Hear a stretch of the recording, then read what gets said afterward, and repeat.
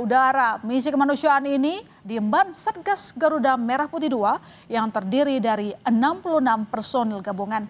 Untuk membahasnya, kami terhubung dengan Komandan Satgas Garuda Merah Putih II, Kolonel Penerbang Puguh Julianto, selaku Komandan Misi Kemanusiaan ke Gaza. Selamat malam Pak Puguh, waktu Indonesia tentu saja.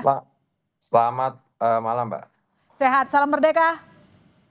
Salam merdeka. Ya, misi kemanusiaan kita berjalan sukses tidak Pak? Alhamdulillah sampai dengan hari kedua ini Mbak, semua berjalan dengan lancar. Kita bisa melaksanakan penerjunan. Situasi di daerah Gaza maupun Jordan semua mendukung untuk pelaksanaan kita penerjunan sampai dengan hari kedua ini. Jadi kalau misalnya Pak Puguh bisa ceritakan kepada pemirsa Kompas TV bagaimana penyaluran bantuan tahap awal ke Gaza dan berapa total yang sudah disalurkan? Sudah sampai ke warga Gaza dengan penuh sukacita mungkin disambut oleh warga Gaza di sana? Jadi begini Mbak, untuk penyaluran bantuan kita ini sebenarnya ada atas inisiasi dari negara Jordania. Dia melalui Royal Jordan Air Force-nya berinisiasi untuk melaksanakan Solidarity Path Operation. Di situ ada 10 negara terlibat, 11 dengan Jordan sebagai inisiator tentunya. Dan kita pada saat itu mengerahkan 2 pesawat C-130 Hercules tipe J, yang mana sampai dengan hari ini, hari kedua, kita sudah menunjukkan kurang lebih 28,1 ton melalui jalur airdrop. Demikian Mbak. Jadi rencananya sampai berapa kali atau berapa hari mungkin kita menyalurkan seluruh bantuan dari Indonesia kepada warga Gaza? Sesuai dengan kapasitas atau payung yang kita bawa, yaitu sejumlah 600 parasut perorangan untuk menerjunkan barang ke Gaza.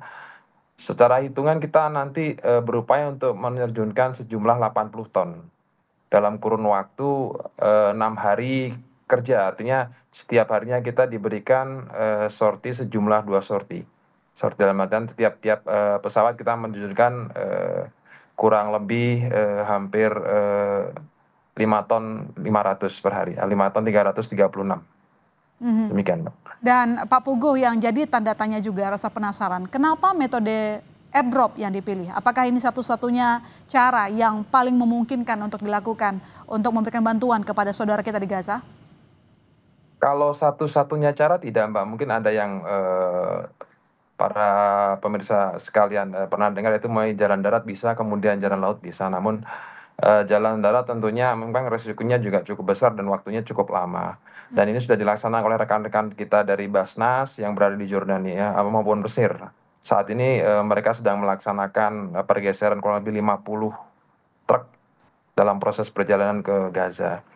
Kalau dibilang kenapa harus airdrop, karena satu-satu cara yang memang cepat, efektif, dan mungkin mendekati ketepat pada sasaran, ya kita menggunakan teknik airdrop. Sehingga kita bisa masuk ke dalam area atau udara Gaza dengan cepat dan memberikan bantuan kepada masyarakat Gaza dengan secepat itu. Demikian. Ya, Pak Puguh, lantas bagaimana hitungan pemberian bantuan ke titik-titik tertentu? Karena kan kita inginnya bahwa bantuan ini tepat sasaran. Karena selama ini Pak Puguh, banyak yang jatuh ke laut atau daerah yang sudah dikosongkan. Jadi apa analisa dari kita sehingga bantuan itu benar-benar sampai ke tangan warga Gaza yang sangat membutuhkan bantuan? Dalam operasi ini Mbak, kali ini, operasi kemanusiaan ini, dari pihak Jordan Air Force sudah menentukan daerah penerjunan atau yang kita kenal dengan drop zone.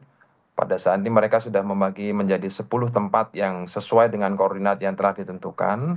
Itu salah satu cara untuk memastikan bahwasanya barang yang kita drop itu pada titik yang sudah aman dan sudah disteril oleh pihak Jordan Air Force. Nah, ada 2 cara atau dua metode ibaratnya dalam airdrop ini. Yang pertama itu ada guided airdrop atau yang airdrop yang dengan cara di guidance atau diarahkan dan tidak diarahkan. Tentunya dengan diarahkan ini memerlukan teknologi yang cukup tinggi, yaitu menggunakan beberapa yang kaitannya dengan penggunaan alat GPS dan sebagainya, namun sehingga cost-nya cukup luar biasa. Dan yang kita laksanakan di sini memang drop dengan cara tidak diarahkan atau dengan unguided drop. Sehingga mungkin perlu suatu kemampuan dari masing-masing penerbang ataupun pilot serta navigator untuk memastikan menghitung bagaimana dia bisa tepat sasaran pada saat di drop zone, demikian Pak. Apakah memungkinkan juga kita bisa mendapatkan feedback misalnya kalau bantuan yang kita salurkan dari udara itu sudah diterima oleh warga Gaza, ada nggak hal seperti itu Pak Puguh? Ya tentunya ini perlu orang kita yang di sana Mbak, artinya masyarakat kita yang di sana memberikan feedback. Namun pada saat ini kita belum bisa memastikan hal tersebut karena memang di sana daerah konflik dan tentunya tidak semudah kita memastikan kalau misalkan kita airdrop di daerah kita sendiri. Demikian Mbak. Terus dari total 800 ton bantuan yang dibawa dari Indonesia Pak Puguh, apakah seluruhnya akan disalurkan via udara atau mungkin sudah ada opsi yang lain? Tadi sudah saya sampaikan Pak bahwasanya kita akan seoptimal mungkin mendorong via udara ini sesuai dengan kapasitas payung yang kita bawa.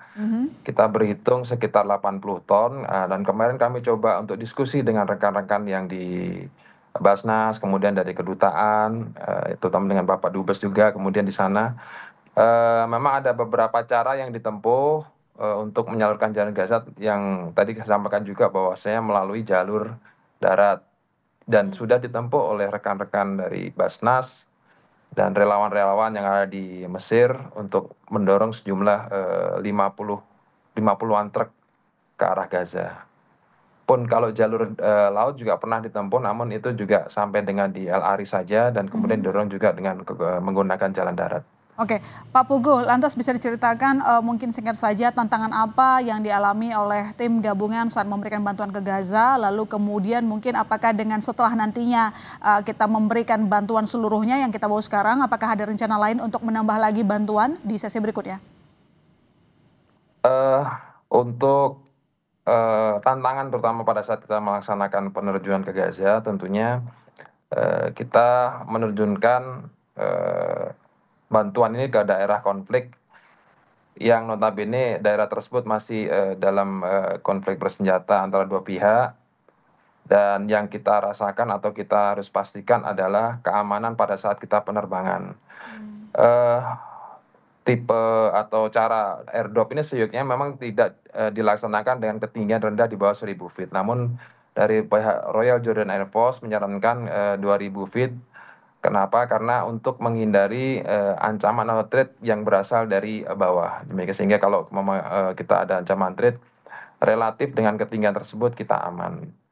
Kemudian yang kedua memang tantangan adalah penyediaan logistik karena ini membutuhkan waktu yang cepat dan tentunya logistik tidak semata-mata di package begitu saja, tentunya dengan package yang khusus dan spesial. Namun hal ini bisa kita tanggulangi dengan keahlian dari beberapa rekan-rekan kita dari TNI yang bisa memproduksi bandel-bandel yang siap untuk diterjunkan hari per hari. Demikian, Mbak. Oke, baik. Terima kasih Pak telah bercerita, berbagi cerita kemanusiaan kepada Kompas TV. Indonesia membuktikan diri terus berkomitmen membantu saudara kita di Gaza. Selamat malam Pak Puguh, Komandan Satgas Garuda Merah Putih II, Kolonel Penerbang Puguh Yulianto.